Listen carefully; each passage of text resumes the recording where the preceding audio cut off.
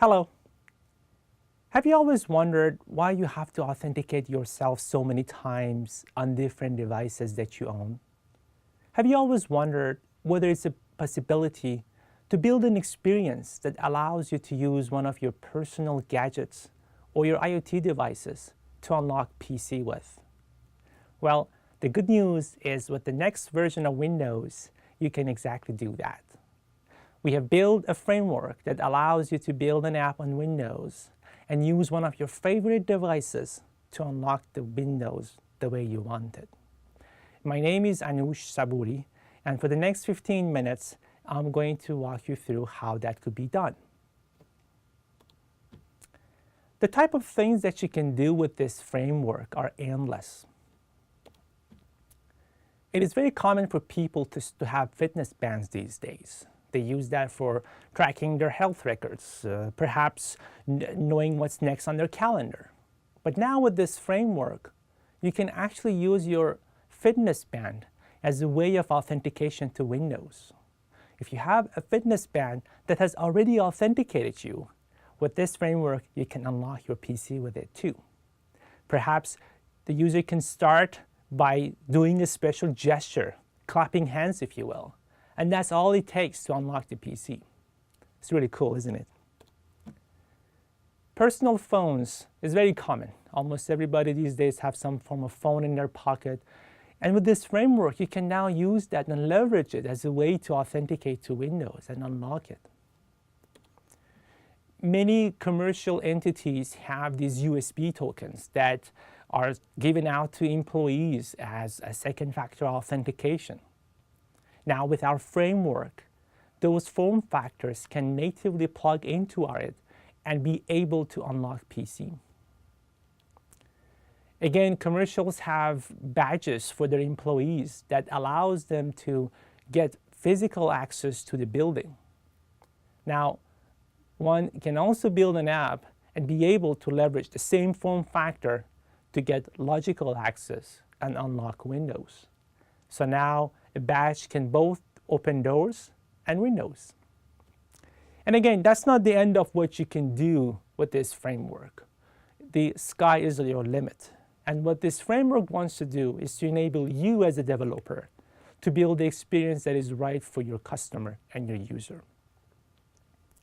In order to show you how cool this experience could be, we have actually worked with Microsoft Band team to build an experience with this framework that allows me to use a band that has already authenticated me to unlock my PC with.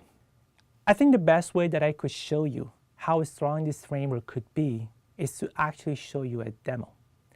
What we have done is we've worked with Microsoft Band team to build a demo that has plugged into our framework through an app. So what you see here is a band that I'm wearing that has already authenticated me.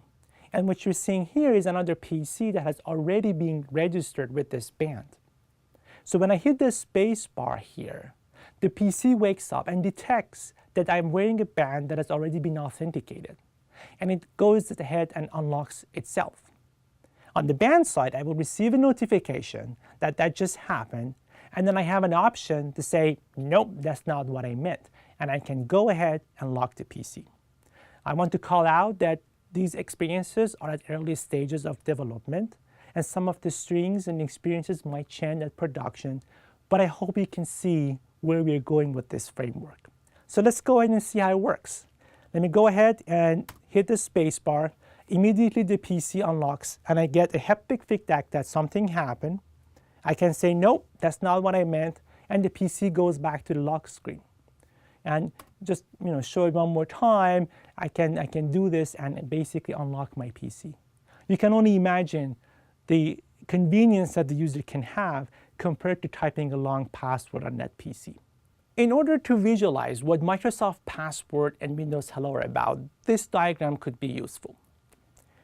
On the right-hand side of this diagram, you see the user device that has the secret associated with the user. This acts as a first factor in a two-factor authentication framework. On the left-hand side, you see the existing two-factor authentication that was supported in the previous version of Windows 10, which basically were pin and Windows Hello. What we did in this new framework is to expand that to these companion devices. So while we increased the convenience of the user, but we also kept the two-factor authentication promise handy. So how does this framework work?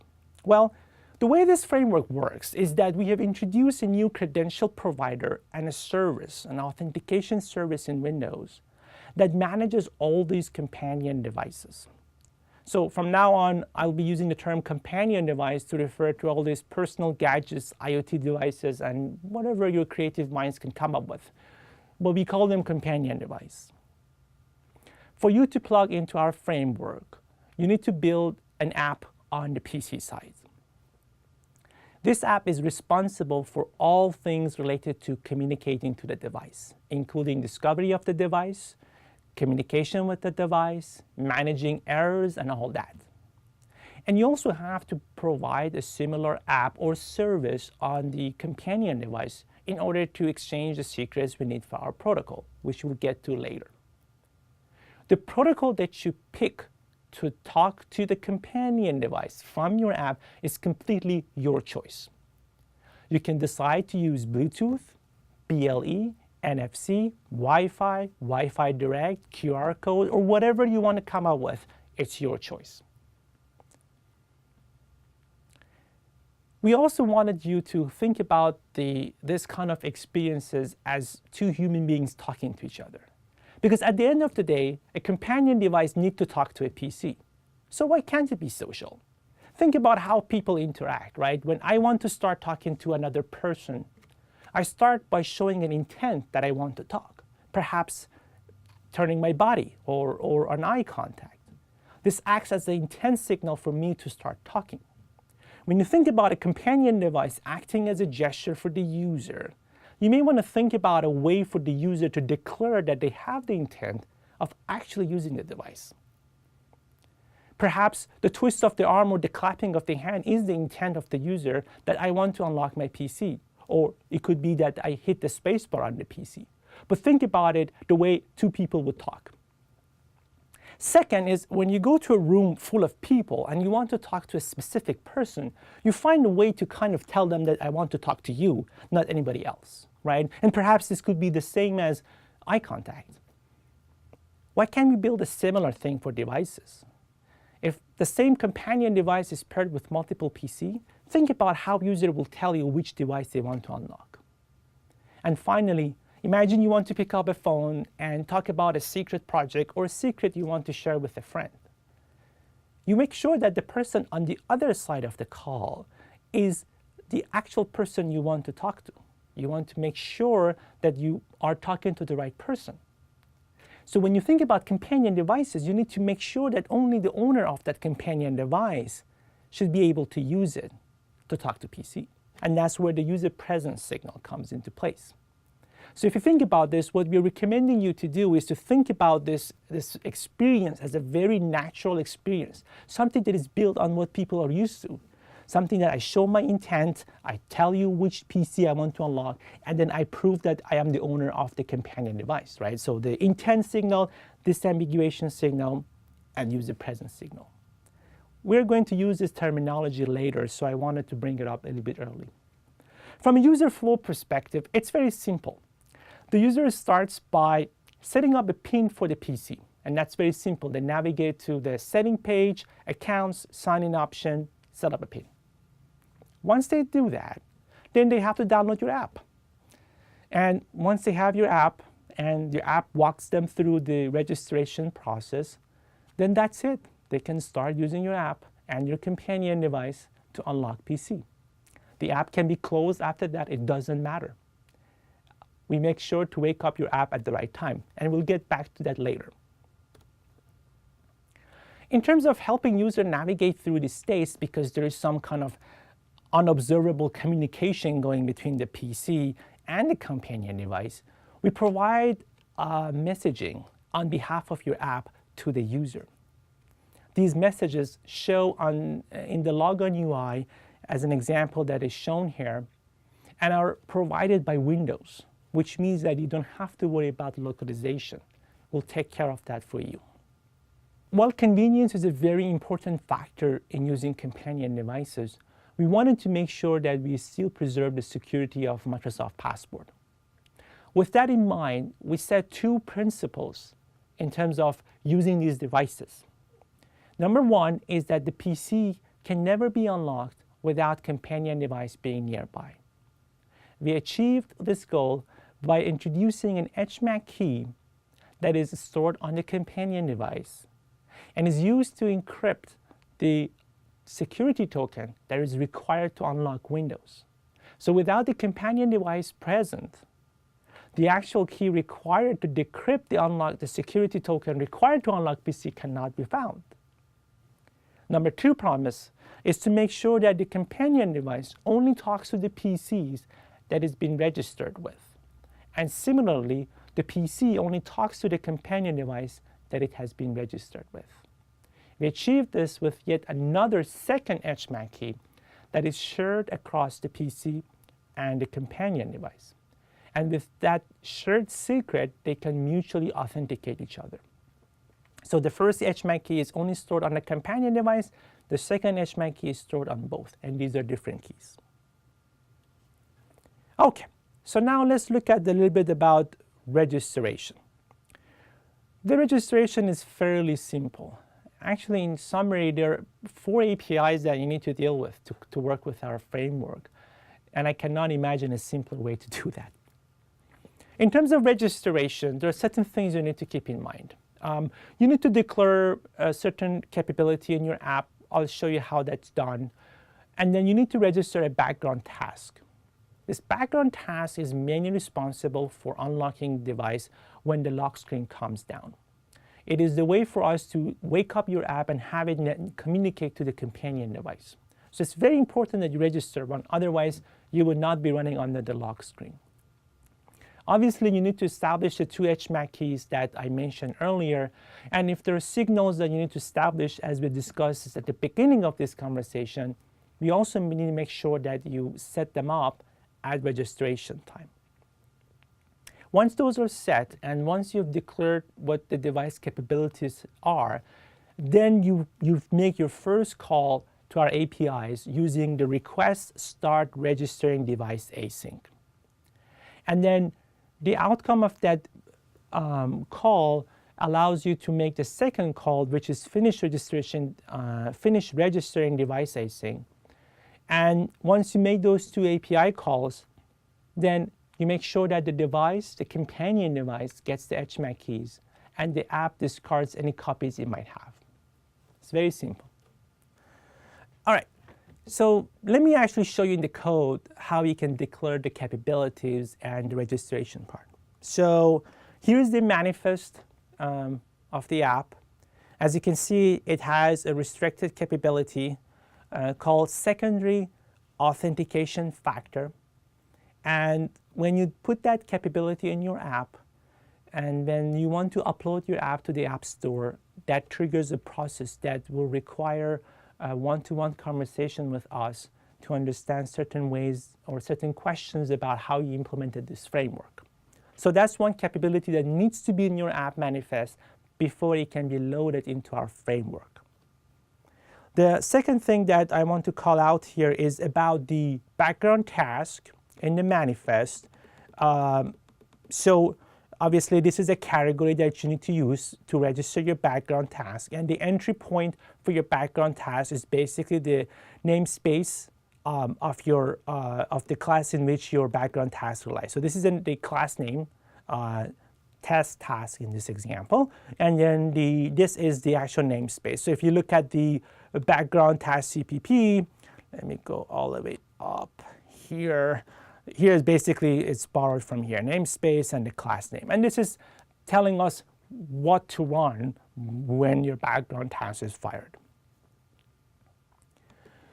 And so that's for registration. And then in general, you have to have the app running in one side and the background in different, right? And basically what we recommend is that all the registration code goes into your app, and that's basically when you have the UI and you can walk the user through the experience, and all the unlock and authentication goes to background tasks because that's the code that gets run when the lock screen goes down. So in the case of the registration in the actual app, here's the API for starting the registration in this line. As you can see, certain parameters you need to pass. Device ID is a unique identifier for your device. Capabilities are certain things about how you protect the keys or how do you verify user presence. The device friendly name and device model number are the two strings that you pass to us, and these are basically a way for you to later on manage or display information about the user. We don't use this information in any specific way. And the two HMAC keys that I mentioned earlier is the device key and the auth key. And once you do that, then you need to basically call the finish register device async with this specific parameter called the device config data. And what that is it's up to 4 kilobyte amount of data that you can store with our service and you can later on use. The good thing about that is because our service runs in this context of system, that allows you to have this configuration data available to all of your app instances in user profile. So if you want to build an experience where you switch user and you want to have the how do I contact the companion device information, perhaps the MAC address, you can put all the MAC addresses into this configuration data, and so when you get triggered, you can contact all the companion devices for all the users on that PC and figure out who wants to unlock. And so I can switch account without having to log out my wife, for example. So that's basically registration. We talked about these APIs, so I'm just going to go through them real quick. I kept them here for your reference. And then unlock. That's also very simple. The way this works is that when the lock screen comes down, as I mentioned earlier, our service through the credential provider starts your background task. And throughout the user experience for unlocking the device, we keep giving you different events that tells you where user is in terms of interacting with the PC. For example, if they swipe up the screen, we give you a notification calling collecting credential, or if they hit the spacebar, the same event. If they navigate away into a different tile or something happens, we keep you informed, and by doing so, you have enough data to build the experience that makes sense for you. So what we recommend is that once you get the right event that matches what you want to build, make sure you collect the right signals that A, the user actually wants to unlock their device, and B, that it's the user that owns a companion device, and C, that they want to unlock this PC and not a different PC. Once you have confidence in all those, this is when you call us and say, start authentication async. By calling this API, you will receive a challenge or nonce that you need to send it back to companion device and have companion device perform an HMAC operation with it. Before calling this API, you also have to generate a nonce and have our service do HMAC with that nonce. Remember, we wanted to make sure that both companion device and the service mutually authenticate each other. And that is the reason why there are two nonces involved here. But the key point I want to call out here is that the nonce that you get from our service from the start authentication async is time bound. You only have 20 seconds to get it HMAC'd with the companion device. So if there is anything that relies on the user, perhaps typing the PIN on their companion device or any form factor that you need to verify, make sure you do them before you make the first call. It's very important. Otherwise, the second call would fail. And once you're done with all that, obviously you call the finish authentication async call. And if you're successful, then you will receive an event called credential authenticated.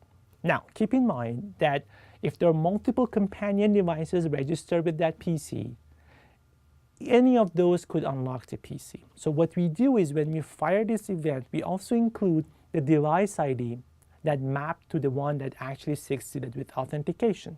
Why is that important? Well, if you have a post-successful authentication flow, perhaps you buzz your companion device, you need to make sure that your companion device was the reason unlock happened. So make sure you check that device ID. And finally, once the desktop is shown to the user, we will fire the stopping authentication event, and that will be a good time to kill your background task. Because if you don't, somebody will. So that's basically the unlock. We talked about the nonce idea, and so this is basically going through those APIs.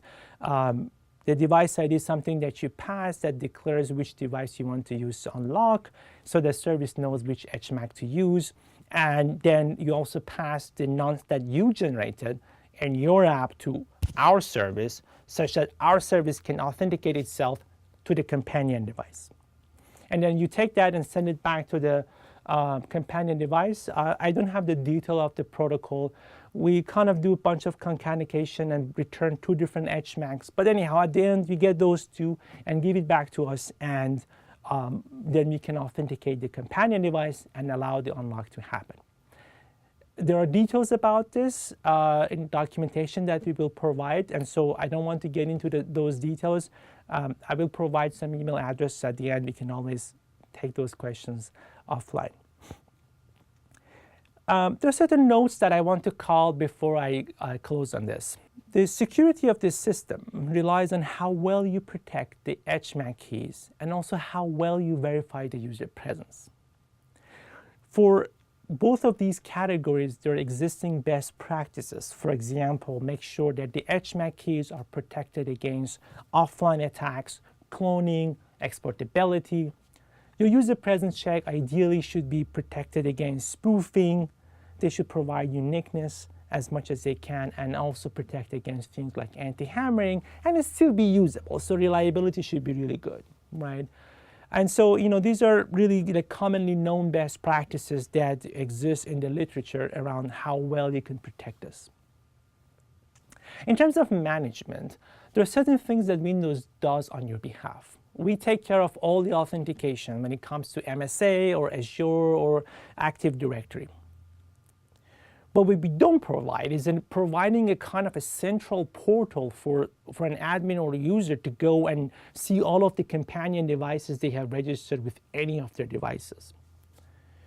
We also don't provide any kind of roaming. In other words, the registration ceremony between the companion device and the Windows device has to be repeated per each device that the user owns.